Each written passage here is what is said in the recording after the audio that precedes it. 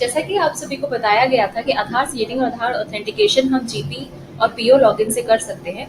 आधार seeding और आधार authentication करते time हमें कुछ एरर आ जाते हैं, जैसे कि ये रो हमारी ऑरेंज हो गई है, दूसरी वाली आशीष वाली रो हमारी रेड हो गई है, तो ये हमारा रिकॉर्ड सेव नहीं होता है। और इस ऐसे रिकॉर्ड्स को हमें सेव करने के लिए आधार सीडिंग और आधार ऑथेंटिकेशन को कंफर्म करने के लिए हमें क्या करना पड़ता है।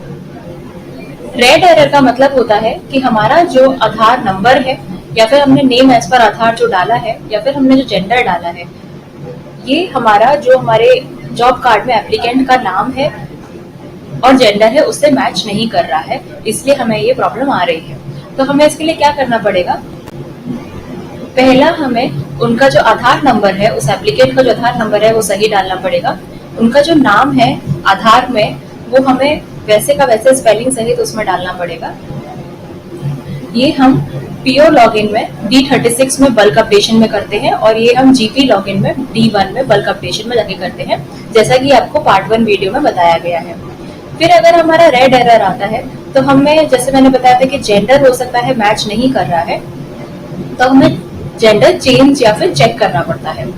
तो ये हम, अगर हमें जेंडर को चेंज करना है तो हम ये डीबीसी लॉगिन में D13 मॉड्यूल में जाके करते हैं, और अगर हमारा पीओ लॉगिन है तो ये हम D36 में updation of Aadhaar with gender selection और जीपी लॉगिन में D1 मॉड्यूल में updation of Aadhaar with gender selection में करते हैं। इस वीडियो में आपको बताएंगे कि हम ये कैसे करते हैं। अगर ये करने के बाद भी आपका रेड एरर नहीं जा रहा है तो पता है आपके पास जो आधार की कॉपी है उस वर्कर के लिए वो लेटेस्ट नहीं है। तो लेटेस्ट आधार की कॉपी डाउनलोड करने के लिए आप uidai.gov.in पर जाएंगे और ये आप तभी करेंगे जब एप्लीकेंट आपके सामने मौजूद है, और जो लेटेस्ट डिटेल आधार की आई है वो आप आधार सीडिंग और ऑथेंटिकेशन में सेव करेंगे। अब हम देखेंगे कि हम ये कैसे कर सकते हैं। जैसा कि आशीष में रेड एरर आ रहा है और मैं श्योर हूँ कि मैंने आधार नंबर और नेम एज पर आधार यहाँ पे एकदम सही डाला है, तो मुझे लगता है कि हो सकता है कि यहाँ पे जो जेंडर है वो मैं चेक करना चाहती हूँ, क्योंकि मेरे आधार में ये जेंडर फीमेल दिखा रहा है लेकिन यहाँ पे मेल है, तो मुझे जेंडर चेंज करना है। जेंडर चेंज करने के लिए हम जीपी लॉगिन में भी कर सकते हैं। जीपी लॉगिन में हमें D1 मॉड्यूल में जाना पड़ेगा, अपडेशन ऑफ आधार में जेंडर सिलेक्शन पे जाते हैं। जैसा कि मैंने बताया था कि हम पीओ लॉगिन पे भी कर सकते हैं, तो पीओ लॉगिन में हम D36 में जाते हैं। D36 में हम देखते हैं अपडेशन ऑफ आधार में जेंडर सिलेक्शन, ऐसी स्क्रीन आ जाती है। हम यही काम पीओ या फिर जीपी लॉगिन से कैसे कर सकते हैं, ये मैंने जीपी स्क्रीन खोली है, पीओ में भी आपको सेम स्क्रीन दिखती है। यहाँ पे हम विलेज सेलेक्ट करते हैं और फैमिली आईडी डाल देते हैं।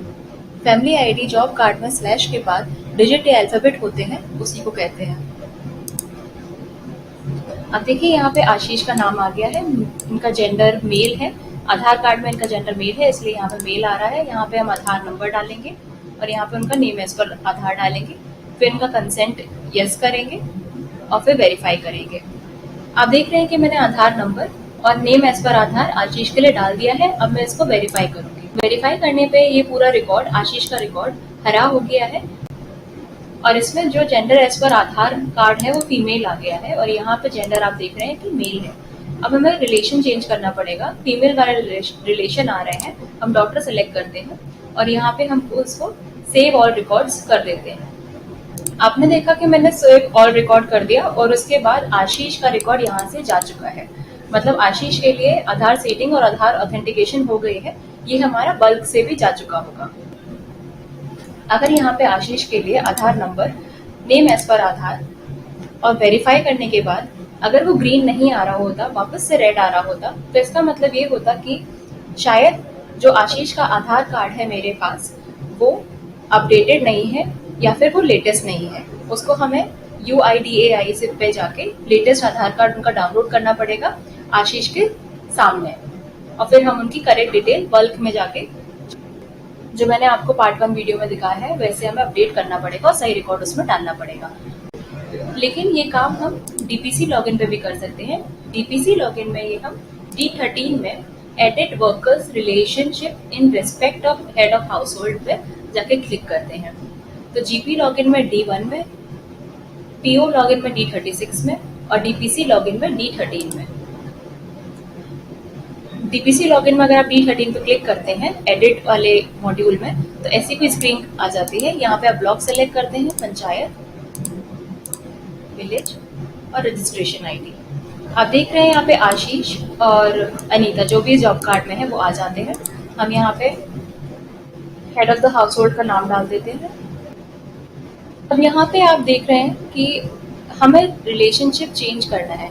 अगर आशीष का यहाँ पे मेल मार्क्ड है ऑलरेडी और हमें फीमेल करना है, तो हम इसको कैसे करेंगे? हम यहाँ पे फीमेल वाला रिलेशन चूज कर लेंगे। मान लीजिए डॉटर है, तो आप देख रहे हैं पहले मेल था, वो अचानक से फीमेल में हो गया है, और इसको हम यहाँ पे अपडेट कर देते हैं। यहाँ पे ऐसा पॉपअप आ जाता है कि आर यू श्योर, इसको हम कंफर्म कर देते हैं।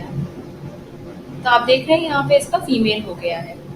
देखेंगे कि ऑरेंज एरर किस कारण से आता है और उसे हम कैसे ठीक कर सकते हैं। ऑरेंज एरर का मतलब है कि जिस एप्लीकेंट का आप आधार सीडिंग या ऑथेंटिकेशन कर रहे हैं, उनका जो नाम है आधार कार्ड में और जो जॉब कार्ड में उनका जो नाम है वो आपस में मैच नहीं कर रहा है। या तो आपने स्पेलिंग गलत डाली है या आपने अलग ही नाम डाल दिया है। तो आपको इसके लिए क्या करना पड़ेगा? डीपीसी लॉगिन में जाके D29 अपडेट आधार और worker who name is Aadhaar and job card are mismatch पे जाके आपको चेक करना पड़ेगा। फिर आपको वहां पे सही आधार नंबर डालना होगा, सही नेम एज पर आधार डालना पड़ेगा और कंसेंट देना पड़ेगा। एज अ डीपीसी ये बता रहा हूँ कि एप्लीकेंट का जो नाम है और इस आधार कार्ड में जो नाम है वो दोनों एक ही इंसान है और मैं ये वेरीफाई करता हूँ। अगर इसके बाद भी आपका रेड आता है तो आप ये चेक कर लीजिए कि आपने आधार नंबर, नेम एज पर आधार या फिर आपने जो जेंडर है वो सही डाला है, वो मिसमैच नहीं कर रहा है। अगर वो सही नहीं है तो आप जो रेड एरर में करेक्शंस करने होते हैं वो आप स्टेप्स फॉलो कीजिए। अगर वो ग्रीन हो जाता है तो आप उसको सेव कर दीजिए और उसका आधार सीडिंग और ऑथेंटिकेशन कंप्लीट हो जाएगा।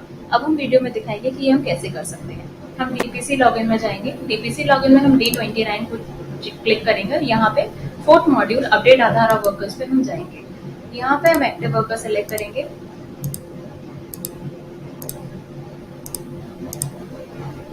यहाँ पे काम हमें चंचला रॉथ के लिए करना है क्योंकि इन्हीं का हमारे पास कंसेंट आया है और वहाँ पे ऑरेंज एरर आ रहा था।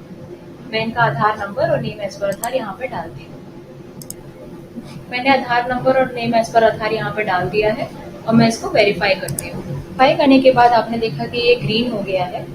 इसमें कंसेंट ऑफ द ऑफिसर लिया जा रहा है। इसका मतलब ये है कि डीपीसी ये बोल रहा है कि मैंने जो ये आधार नंबर और नेम एज पर आधार जो डाला है वो इसी एप्लीकेंट के लिए है, चंचला रॉथ के लिए ही है। हालांकि मैं ये जानता हूँ कि जो नेम एज पर आधार है और जो नेम एज पर आधार कार्ड है, मैं ये आपको बताता हूँ कि हाँ ये एक ही एप्लीकेंट नेम है और ये उन्हीं का आधार कार्ड है।